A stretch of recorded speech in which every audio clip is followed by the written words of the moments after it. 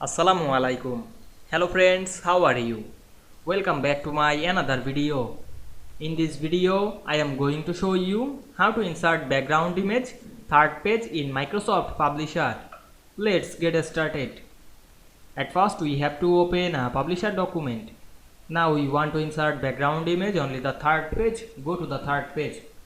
Then go to the page design menu. Then we can see here many options. We select the background option.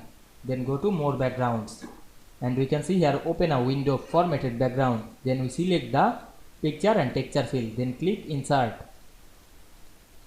Then insert a picture from our file.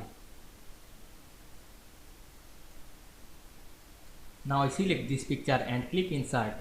Then click OK.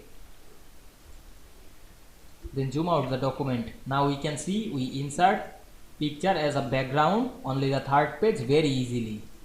I hope you enjoyed the video. Please like, comment, share and subscribe my channel. Thanks for watching.